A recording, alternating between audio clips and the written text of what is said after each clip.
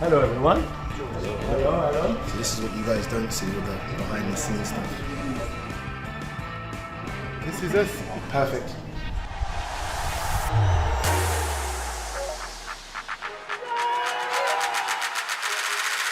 Come with me.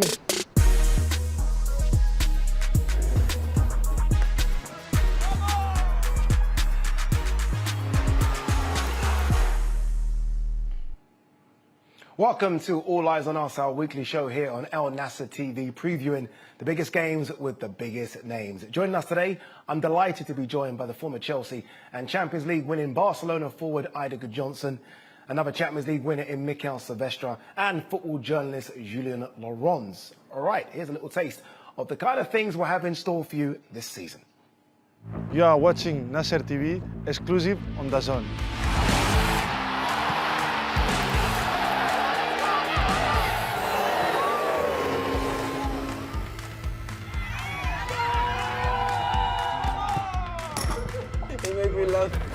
Means grace. Congratulations, guys. You meet him in running. No, I don't think so. My mom, she called me like this. Sansi!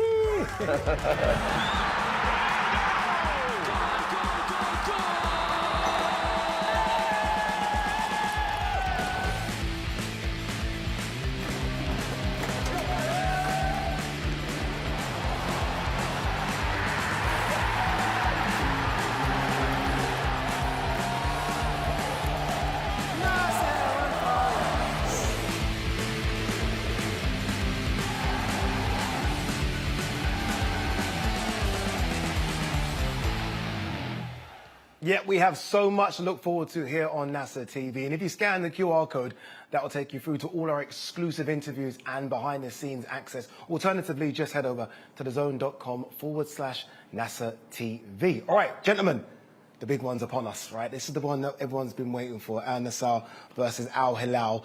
It doesn't get much bigger than a derby game, does it? We all want derby games. This is the first of the season, so it's a big one. It's a big fixture, because of the magnitude of the game, because of the level of the two teams, because they are at the top as well. And this result, this game is more than 3 points. It's a statement.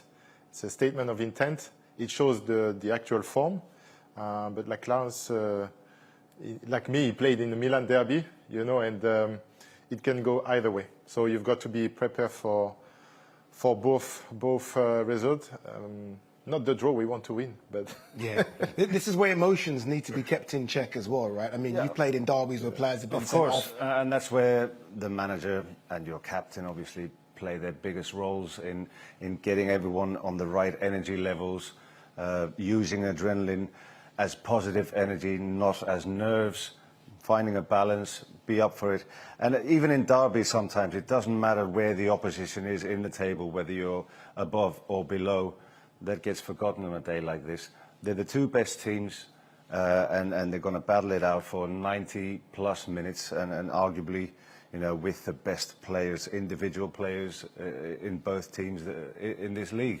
Yeah, talking of big players, obviously, look, we want to see the best players on the pitch all the time, but no Neymar for Al-Hilal. I mean, it's a blow for Al-Hilal, but if you're Al-Nassr, you take that as a big positive because he's so good. Yeah, he just came back from injury, but he can't play in the league before January. They've done really well without him, Al-Hilal as well. Let's not forget what they've won when he was injured, while he was injured. But if you can have a Neymar fit on the pitch, whatever team, Al-Hilal, PSG, Barcelona, Brazil, obviously you take it. So I guess in this first derby, this first fixture between them two, we expect him to be there for the reverse fixture later in the season. But for now, for Al-Nassr, you take Al-Hilal without Neymar. Staying with you, Julian, just like this game and the magnitude of it for the region, right? I mean, this is now the global game. And in terms of all the eyes of the world fixed on this game because of the superstars that play in it, this is such an important game for the Saudi League. It's massive. I think this is also how you sell your league. And this is a massive advertising for the SPL in many sense. The biggest players, from Mane to Cristiano to Mitrovic to Milinkovic-Savic, Brozovic, etc. Two great managers on the benches as well. And obviously, this is where you want everybody to shine because this is the showcase of your league. So it's massive, not just for the two clubs and especially for Al-Nassr, to finally get one over Al-Hilal, but also for the whole league and for everything they've been working on for the last 2 seasons, everything they've been building. Now it's the time where you showcase it to the world. I'm excited. One sleep away. All right, Al-Nassr have been in great form in the league since Stefano Pioli took over in September. Al-Nassr come here with a new head coach, Stefano Pioli. Oh, and flicked in beautifully. Sure of the finish, sure of the points. It's a world-class combination. Angelo, brilliant. How about that? Ronaldo delays but scores. The new era for Al-Nassr under the new head coach, but same old story. It's Cristiano Ronaldo. Sadio Mane, 2-0. Oh, crisp, sharp finish. Laporte thumped in brilliantly. Cristiano Ronaldo.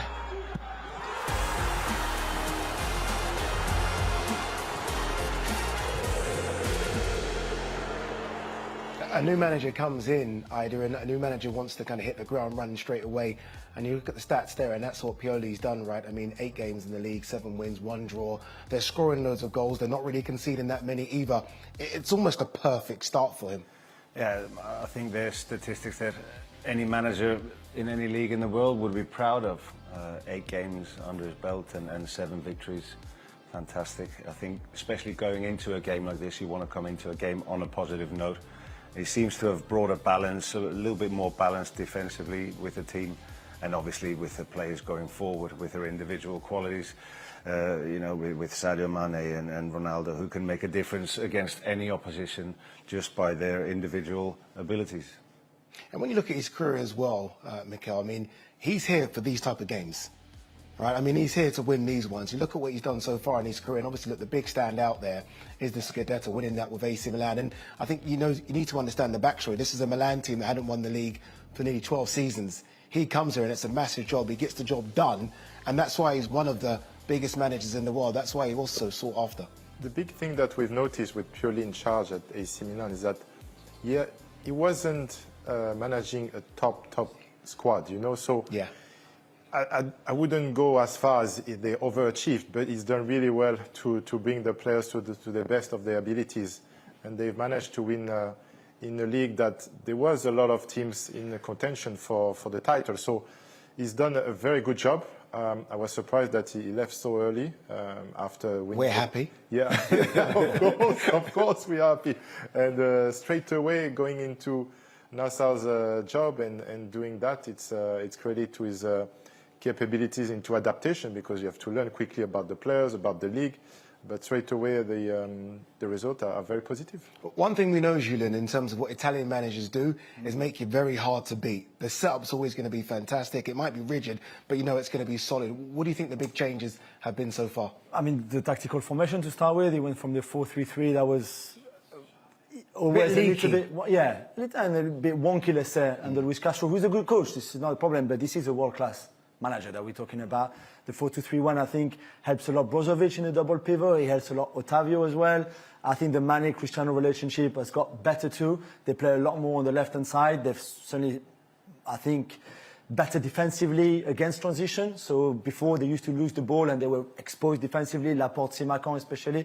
Now it's much more secure, let's put it that way.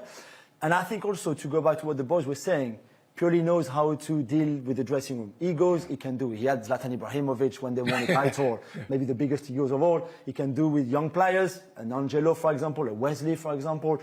That he can manage. So I think even with maybe the language barrier with some of them, I don't even think that would be a problem. Ida, I guess one of the remits for Stefano coming in will be to take the best players up another level. And you look at Sadio Mane, who I think he's had a really good start to his time at Al-Nassr, but you almost feel like there's another level for Sadio to go. What we saw at Liverpool, I think, is still very much there. Yeah, I agree with you there. I think it's very much in him still. He's at a great age still, only 32 years old. We saw him in an interview last week where I don't think I've ever seen a bigger smile on anyone's face. So he seems to be happy. He seems to enjoying himself in the environment. And as you say, there's a level in there, and Mane at his best is a threat for any opposition. And I think there's always something more romantic about it when Mane and Ronaldo link up to either score a goal or set each other up for a good attack or a great finish. And I think we should all be excited of having those two linking up together in Al-Nassr's attack. Yeah, you think, I mean, if him and Ronaldo get going, I mean, there aren't many better forward lineups in world football, let alone in the Saudi league. I mean, if Ronaldo and Mane can get their scoring boots together, it's still one of the best out there. Yeah, you can add Otavio, Talisca, Wesley on the other side as well. So, yeah, the link of play between those two is very important. Trios going forward, they can create danger at any time. And this level, and Mane, still top player in the world. Cristiano, we know, also top player in the world.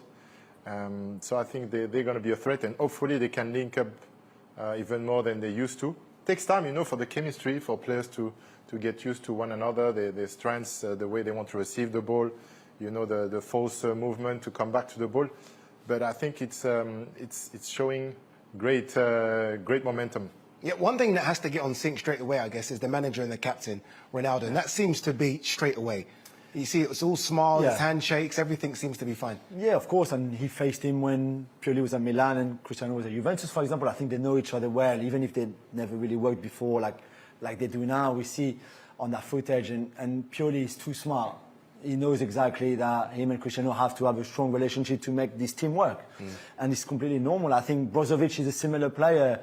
Same kind of Italian mentality for Brozovic, tactically especially, and he's another player that Pioli can rely on very much. So Cristiano for the leadership and the goals, etc., no problem. Brozovic for the tactical aspect of what Pioli wants to do with the team. I always think either in derbies, it's always the experience that counts. Sometimes you do have the young players that come and steal the show, but you look at the experience that this Al-Nassr team has. I mean, you've got Laporte at the back, that spine, Laporte, Brozovic, Ronaldo, Mane, Otavio. It's such a strong spine, isn't it? Spine of the team, experience in every position when you look at it. Maybe a different experience, different derby for those players as well, but I'm sure they'll rise to the occasion because they want to live these games. They're the biggest games you play during a season. Al-Nassr's biggest rival, two of the best clubs in this league.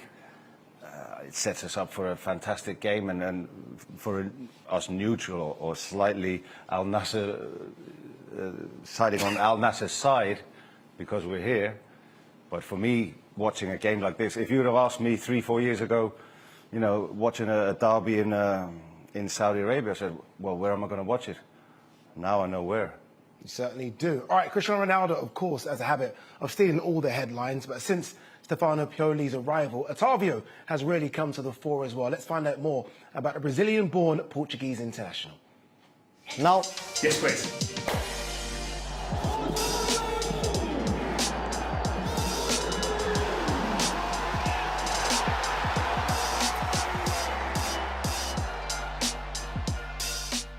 Meu nickname é Otávio, mas minha família me chamavam de Tavinho.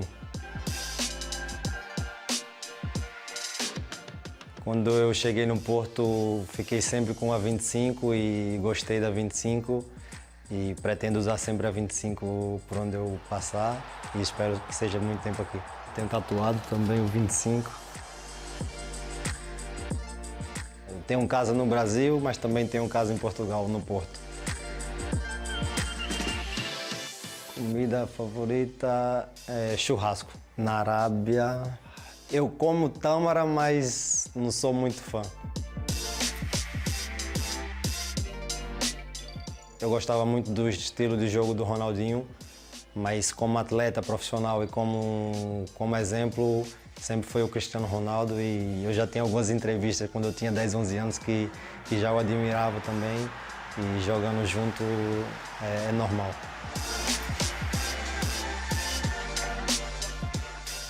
Eu acho que é a minha primeira convocatória para a seleção portuguesa, que foi uma coisa muito especial para mim e me recordo até hoje. E aqui na Arábia foi o gol aos 25 segundos, que é o número da minha camisola, contra o Hilal, que também foi um grande golo e fica marcado.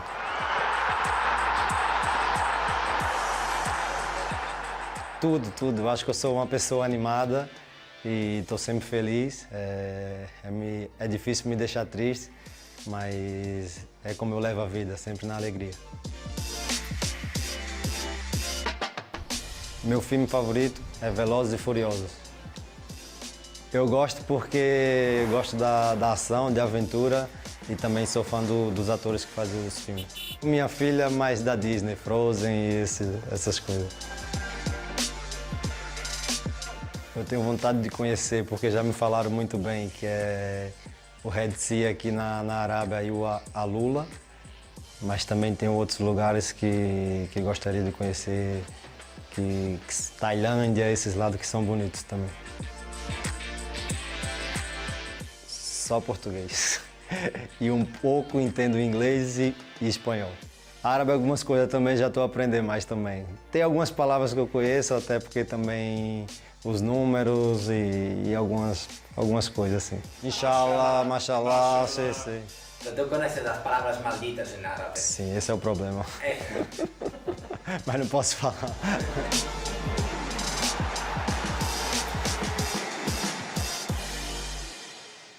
It was absolutely perfect, apart from the favourite film choice.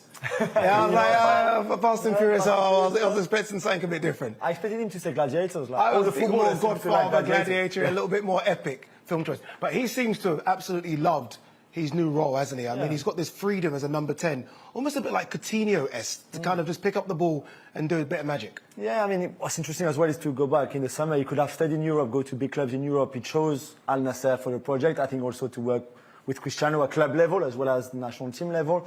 And then you're right, I think Pioli has freed him a little bit with the ball, even out of possession, because things are more balanced and more structured than they were before. And if you give him that license, especially going forward, we saw the goal he scored against Hilal, like he said, after 25 seconds, the way he strikes the ball, he was like that at Porto already as well. He's got great experience, Champions League-wise, international football, and I think he also brings that to the team.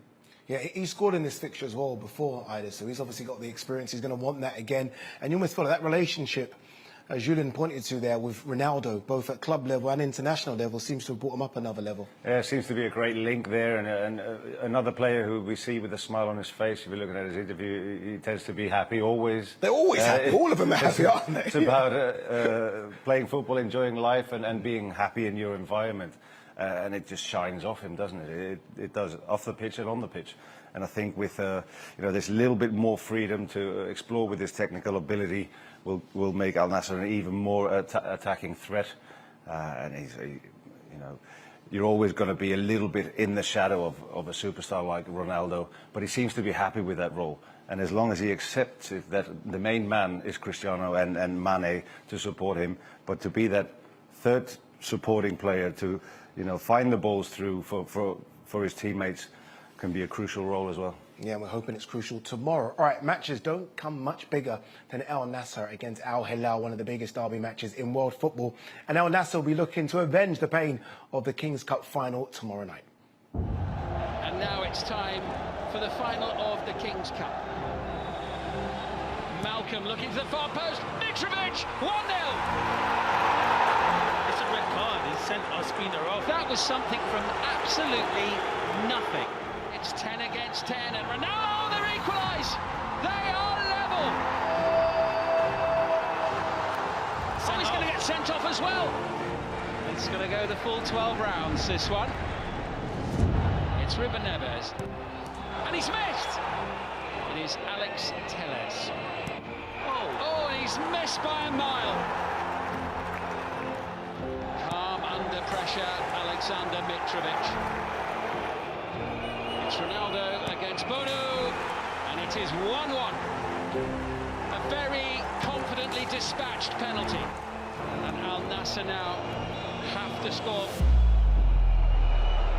On the Mayor, Bono got across, it deflects away. Ronaldo and Al-Nassr are denied. That's what it means, the pain of defeat. So close to glory. And don't forget, you can join us right here on Nassr TV with our live matchday watch-along show. Mikhail Silvestre will be there alongside the one and only Clarence Seedorf, who joins us now. Clarence, who better to speak to about derbies than yourself? You played in so many big derbies. Before we talk about the big one coming up tomorrow, what's the biggest derby you played in? That's an interesting question. When I was 16, 17, it was definitely Feyenoord in the Netherlands. And then I went to Real Madrid, and I think that was the most crazy experience I've had before a derby, even if it wasn't with Atletico Madrid, which was great, really great, but the Barcelona Clasico was something else. And in those times, to get a ticket, you had to go to the stadium to purchase it. So what I witnessed was people sitting and lying down and sleeping in front of the stadium, making long lines for a whole week. That was my first experience, and I thought that I would have never witnessed something that crazy. And on the pitch and in the stadiums and the whole atmosphere, I would say the Real Madrid-Barcelona match probably comes to number one. But there's another one that I have to say was really, really big, which is Inter against Juventus. And Inter Milan, AC Milan, that we had with two amazing squads at that time. I think it has to do also a little bit with that, no? How much those teams are dominating in the league and in Europe. And I think these are the two I would pick out. Yeah, the three actually. Yeah, some big ones there that you mentioned. Everyone always says with derbies, form goes out of the window. So what's key then to getting over the line in a big derby match? Well, the derby match can work in your favor or against you. It depends on the result, really. And it's a different match. Many times you have one team that comes in as a favorite, but then the opposite happens. It's a 0-0 beginning. It doesn't really matter how good you played and how much difference in points there are. Sometimes it does matter, but most of the times it doesn't, because the emotional impact it has on the whole environment is at such a level that the players that might be out of shape all of a sudden are playing their best matches, match against the rivals, and so you have to take it with the right emotional approach, I would say, and that's where the coaches have a big job to do to make sure that the players aren't overcharged, but have that balance, to be able to perform well. Mikel, you're going to be at the game tomorrow. Fans are so important, aren't they? I mean, Al-Nassr's fans are one of the loudest in the Saudi league. How important are the fans tomorrow? It's huge. I mean, you prepare for the game, but if you can have the help of your fans from the first minute to the last, it's a big advantage at home, and you have to use it. So moments where you're going to be maybe behind or you're not controlling the game, having the fans pushing, that can bring you back into the game, back in contention, and it's really positive because they are loud. They are super loud, and it's nice to see that. And for the players and the manager, it's a big plus, that's for sure. How big a part do the fans play, Ida? We always hear like the phrase "the 12th man." Right? How big a part do Al-Nassr's fans sort of mean to this game tomorrow? Well, fans in general can always lift you up a level. Whether you're under pressure during a game, the fans can give you that extra energy, or they can encourage you to do even better when you go up in a game. I think more the anticipation going into the game, as in Clarence was saying, that has to be sort of balanced for the players. And as Clarence said, that's where the coach or the manager comes in to find the right balance, that you're not going in overstressed and then that you're not too relaxed either. So you don't treat it as a normal game. Anyone can tell you, yeah, it's just another game, but it has that something special. It's a local derby. It's the two best teams competing against each other. So it's a little bit more than just your average 3 points. I feel, Clarence, that Cristiano Ronaldo will step up in this, right? He likes the big game sort of mindset. It doesn't get any bigger than the derby. Are you expecting the big players for Al-Nassr to pull them through in this one? Yeah, I mean, you always expect your most important players to be able to carry these type of matches in the right way. But you need all the others to perform as well. And I think that's where those leaders need to make the difference, really. Beyond scoring a goal and making a difference from a technical point of view, it's also to bring along all the other players from an emotional point of view, to keep them as well ready and to bring them at that stage where they can perform well, because it's useless just to have 2 or 3, doing their part, but then the others are full, stiff and blocked, and not in the right balance, and then of course you need to have 11 players to make the difference. Clarence, thank you very much. Enjoy the game. Clarence will be part of the team tomorrow alongside Mikel Silvestre. Fingers crossed you guys bring us some good luck. Julian, when you look at the head-to-head for both teams here, I mean, Pioli's come in and he's done so many good things. This is one number that you're going to want to maybe change, isn't it? Yeah, you're right. As you can see on the graphics, it's quite in favour of Hilal now. In the last few years, we also saw last season in the Cup final and the Super Cup too, that they had the advantage. And I think for Pioli's first derby, this is first, he played many or managed many between AC Milan and Inter, to just name one. He knows how to handle, I think, the occasions. And I think he knows how important this one is to just shift in the other way now, this rivalry and these derby numbers, and for Al-Nassr to get that crown again, regain that crown of the best team, biggest team in the city. Yeah. Clarence mentioned big players. It doesn't get any bigger than Cristiano Ronaldo. I feel like this is the game that he waits for. He looks at the calendar. Okay, Hilal, it's time to really go for it. This is the one he's waiting for. You know, as a captain, as a leader, he's had so much experience in those big games with Real Madrid, with Manchester United, with Portugal. Remember the final in France, he was coaching the team as much as the manager. So he's ready, and I think he has a big say into play the game, not the occasion, because some of the players might fall into the trap into playing more with the emotion than rather to stick to the game plan. So it's important for him to keep that message, to deliver that message, and to calm the players to stay focused on the job. Yeah, he needs to calm us as well. All right, he is the man who can decide any game in world football. It's our number 7, the GOAT, the record-breaking Cristiano Ronaldo. It is Ronaldo, and it's in. It's Ronaldo. Really good by Cristiano Ronaldo yet again.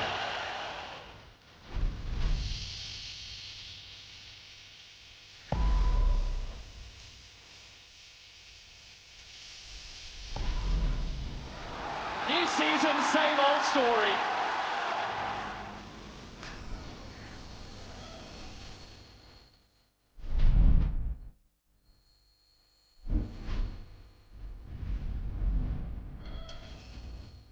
Al-Nassr's first goal of the campaign is scored by their most prolific. Another match, another milestone for Cristiano Ronaldo. The numbers are astounding. Honestly, we could have gone on and on and on with that piece. But one thing that didn't really pop up was the fact that he is the leader and captain. And it's something that he's taken on with the national team since 2008. He started as a captain for Real Madrid as well when he joined there.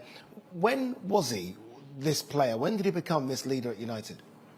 I think as soon as he became not better than Paul Scholes or Ryan Giggs, but in that bracket. Yeah. You know, when you are a force on the pitch and you can impose yourself, you can deliver for other players, you can do it yourself on free kicks, you know, then you can have a voice in the dressing room. That isn't easy as well. Again, you look at some of the players in that dressing room, to have a bigger voice over Scholes, Giggs, Roy Keane, Gary Neville, that takes some doing, Ida. Well, I think it comes with respect. As soon as you feel the respect from your teammates within the dressing room, and that's due to how you conduct yourself in the training ground, how the level of play you reach as a player, and the performances that you put in, week out, the respect from your teammates, you start feeling that yourself. And when you're, as Mikel said, in that bracket of the top players, probably some of them in Manchester United history, Ronaldo was going that way, reaching that same level. And then, in my opinion, from the outside, he started realizing that himself. Then he starts to think, right, this is something I can go even higher level, and not only start focusing on my ability and my performances, but also be a leader and spread it out in the team. You know, we could talk about the Al-Nassr danger man forever, right? I mean, Ronaldo being a danger man, Sadio Mane, etc. Mitrovic for Hilal is a big problem. Yeah, he will be he's been very prolific since he joined the Saudi League, there's no doubt. He's got a team that creates chances for him, and that's what Aymeric Laporte and Simakan, the two centre-backs for Al-Nassr, will have a massive role to play. I mean, the two full-backs will be important too, to make sure that the back four and the goalkeeper are solid, but it's really a job for Laporte and Simakan to be able to stop him, and especially on crosses, aerial threat, because that's where he's at his best. This is a team that play more like that than ballings behind, for example. For Mitrovic, he doesn't have the pace. So for Laporte and Simakan, it's a massive game, but they've showed since the arrival of Pioli, especially how defensively they were more sound, better organized, left exposed, especially in transition. And Pioli has made that team much more balanced, and defensively you could see the rewards of that already. Mikel, you're the defender in this group. How do you deal with him? I mean, again, he's got a yard of pace. He's not blessed with pace, but physically very, very strong. Physically a handful. I mean, you have to be physically ready for the impact and block him. He doesn't need a lot of space. You know, he's clever. He feels where the ball is going to land. I mean, Edo has, can say a lot about it, but his finishing record speaks volume. And yeah, they've got to be a switch on. You know, that's the main thing. Yeah, I think probably his best attribute, he's very aware of his capabilities. Mm-hmm. He doesn't try and do anything that he cannot handle. He's just in the right places, uses his body very well. And I'm pretty sure if you're a central defender and you look, I'm going to play against Mitrovic, I'm going to have a fight today. I'm not only going to play football, I'm going to have a physical battle. Street fight, yeah. You know what's coming. Al-Nassr have a point to prove, though, don't they? I mean, again, you looked at the record earlier, especially the recent record, and it's all been in favour, really, of Al-Hilal. I mean, Al-Nassr have had their moments, but this is a game where Al-Nassr need to come in and almost sort of stamp their authority early. Yeah, and it's still early in the season, so this is not a season-defining game. For example, if you lose the title. There's still plenty more games and plenty more points. However, I think psychologically, that game, especially at home with the crowd, first one for Pioli, as we said, with this new look team in a way, if you get a win, especially a big win, if you play well, then I think it's a massive advantage for the rest in terms of momentum, obviously, but in terms also of how Al-Hilal will feel after it. It's almost a statement of if we have a good result here, it sort of reiterates we're doing something good since Pioli came in and going in the good direction. And what it does to the crowd as well. You get a result here or the first goal here, you know, the crowd's going to explode, isn't it? You know, because all eyes are on Mane and Ronaldo, does it leave sort of, I don't know, the open space for Otavio or Brozovic to almost sort of nick those spaces where everyone's marked Mane and Ronaldo? At this level, I don't think so. But because, you know, Al-Hilal will also have a game plan, and they know Otavio's strengths, they know Brozovic's strengths, but Brozovic really is not the one that you expect to make a difference offensively. He's got a big role in linking of the play and protecting the back four. But you know, you have a Wesley sometimes who could sneak in and do the difference. But all eyes will be on Cristiano, on Mane, as we will. And they love it as well. All right, so much more to come on Al-Nassr TV this season. Here's a reminder of what you can see right here on DAZN. You are watching Nasser TV, exclusive on DAZN.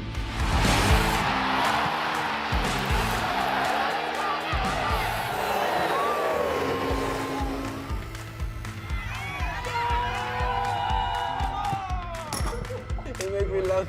It means grace. Congratulations, guys. You met him in running? No, I don't think so. My mom, she called me like this, Sansi!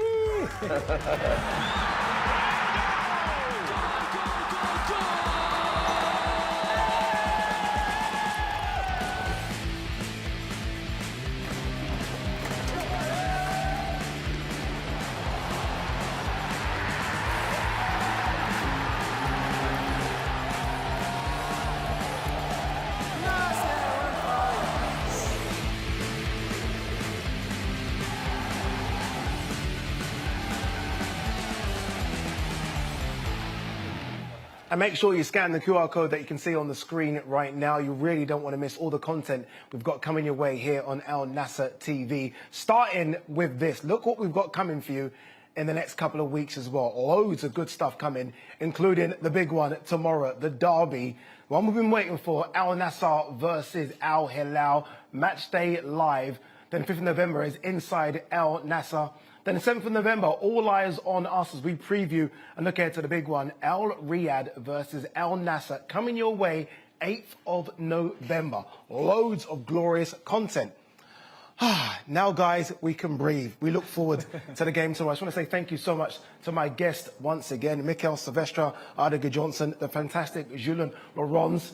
This is it. The game we've been waiting for finally happens tomorrow. Make sure you tune in. It is the derby. It's the big one. Al-Nassr versus Hilal. Stay connected as well to Al-Nassr TV because we've got you covered all things football.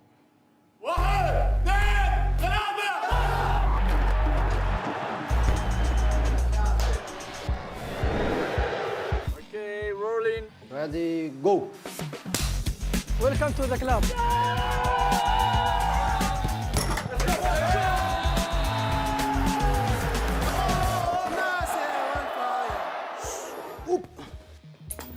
You are not allowed to speak, only me, okay? I'm a reporter. Nasser TV. Exclusive on the zone.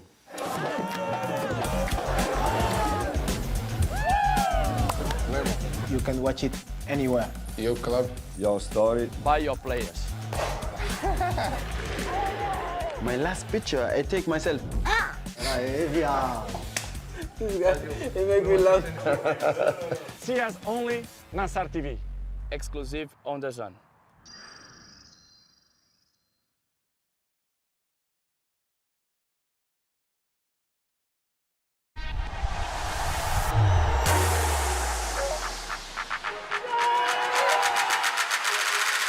Come with me.